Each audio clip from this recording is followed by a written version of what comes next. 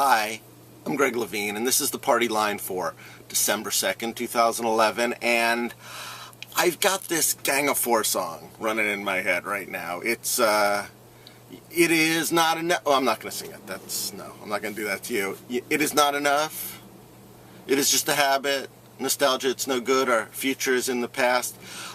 Guess what I'm thinking about while I'm singing this song? I'm thinking about the nuclear industry. It's been a couple of weeks since I've given you a great big nuclear update. I got a lot to talk about today. The first thing that got me singing this song, well, actually there's a lot of things, but the first thing I'm going to talk about is there was news this week that the Toshiba Corporation, which, owns Westinghouse, is gearing up to ship turbines to two plants in South Carolina and Georgia for construction of these AP1000 reactors.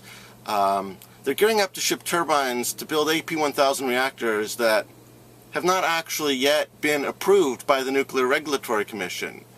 Yet Toshiba and Westinghouse are so confident, apparently, that they will be approved, that they've already set the wheels in motion, and there are articles in Japanese business papers talking about how excited they are to be manufacturing these new reactors for the United States, a country that hasn't built a new reactor in over 30 years, but basically seems poised to build a whole lot of them. And at least 4 right now, ready to go in South Carolina and Georgia. Of course, this is in a year that a recent post on AOL Energy, I know, who knew that AOL had an energy page, but they do. They called it nuclear's Annus Horribilis, a horrible year. I believe the most famous reference of that term is Queen Elizabeth, some years back, when many bad things happened to the royal family, and the Annus Horribilis detailed by AOL says, a lot of bad things happened in the nuclear world this year. There, of course, was the Fukushima disaster, which continues. There was the earthquake that disabled North Anna. They mention a couple of other problems. Oh, the floods at God, where were the floods again? Omaha, was that right? Calhoun, yeah. Sorry about that. They mention a few. They frankly don't mention about half of the problems that I've detailed in several of these editions over the course of the year. But what's really most interesting about it is that even though they call it a horrible year, they treat it, I think, maybe sort of like Queen Elizabeth did, as something that is pretty much in the past. That, yeah, well, this was a horrible year, but this year is almost over, and somehow magically, when we flip the calendar over, everything is going to be back to square, right? The future is bright. I don't get that. I don't get that because, of course, Fukushima is nowhere near over. It is continually metastasizing. And because none of these events that we've had, be it the quakes that triggered the shutdown in North Anna, or the floods, or the things not mentioned in the article, like the fire that just happened a couple of weeks ago at Davis-Besse, like, the umpteenth problem they've had at Davis-Besse, or another problem with concrete at Seabrook that was recently divulged, or problems we've seen in California or Vermont or in Michigan with the venting of radioactive gas. All of these problems aren't specific to 2011. That they are specific to the nuclear power generating industry, but they are not specific to any time frame. And very little of what we've seen happen in the course of 2011 tells me that the situation is going to be any different. If anything, things seem to be accelerating. Either that, or we're just paying a whole lot more attention than we used to, thanks probably to the disaster in Japan. But I mean, literally, I sit down to write these posts, and I start Googling some of the terms that I expect, like I wanted to find out what was happening with North Anna this week, and North Anna got the restart okay. I reported a couple of Fridays back, 3 Fridays ago, I think, at the very end of the day. And they expected to have it up and going in about a week. It actually wound up taking 3 weeks because, lo and behold, as they were restarting it, they found problems that they didn't discover on the sort of walk down, as they call it, when they were looking over the plant. I'm glad that they restarted things slowly. I'm glad that they paused to take stock and fix these things. I'm glad it's a step-by-step process. But it just goes to show that despite what everyone says, no major damage, there was enough damage at North Anna that was not spotted in the walkdowns that it had to be repaired before they could actually bring the plant up to full speed. I think that's noteworthy. There was a brand new facility. So I'm reading these, I guess I was saying, and I'm looking at this, and one click leads to another click, and I'm shaking my head. I'm like either sitting at home or I'm sitting like at a coffee place somewhere working on this, and people must be looking at me like I'm crazy, because I'm like, I can't believe it, because you follow one lead to another, and it's like, hey, I learned about a whole new facility this week, and that's Crystal River in Florida.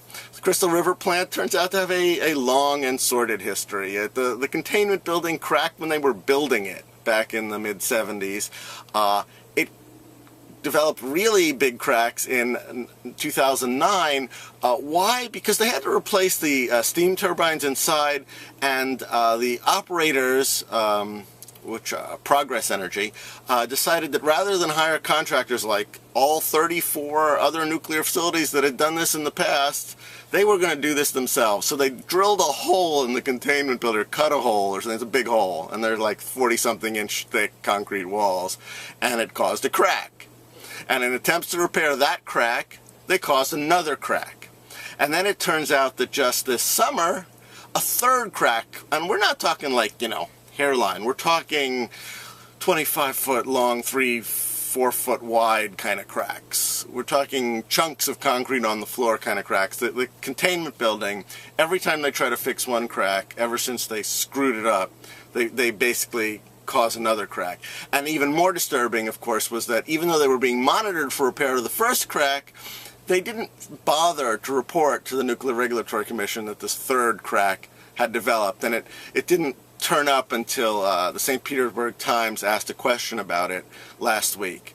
Funny enough, they did feel compelled to report to the Security and Exchange Commission that they were having problems with cracking. But anyway, the crazy thing here is, you've got this building that frankly needs to be torn down and rebuilt if you ever want to operate the Crystal River facility again. But they're not going to do that. They're coming up with a plan to replace the panels of the wall one by one. There are 6 panels, leaving the rest of it intact and around it.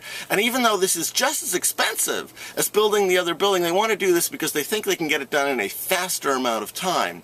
And the fact is that every year that Crystal River's been offline, and it's now been offline since early 2009, it's costing $300 million because Progress Energy has to buy power from other sources to provide the guaranteed amount that they have in the the utilities contract that they have with the state. So they're looking to save money, even though most people agree that they're just asking for another crack every time they do something like this. That's okay though, because the risks aren't going to be really incurred by Progress Energy.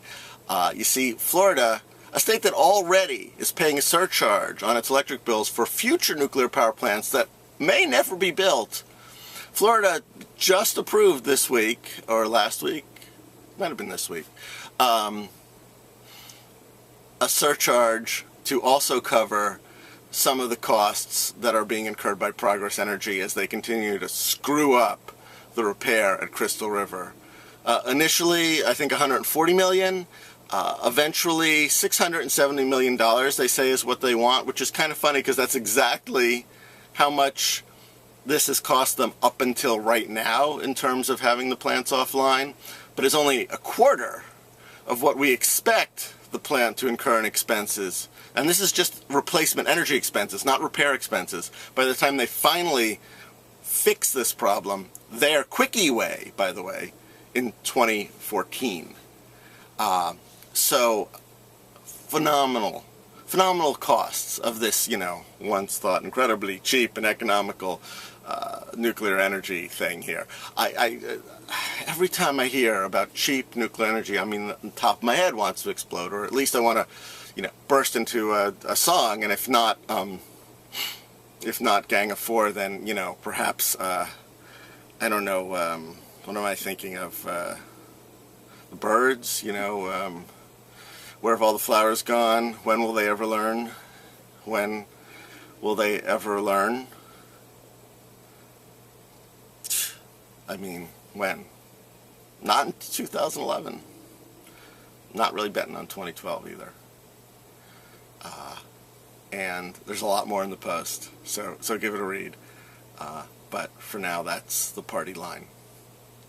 See you next week.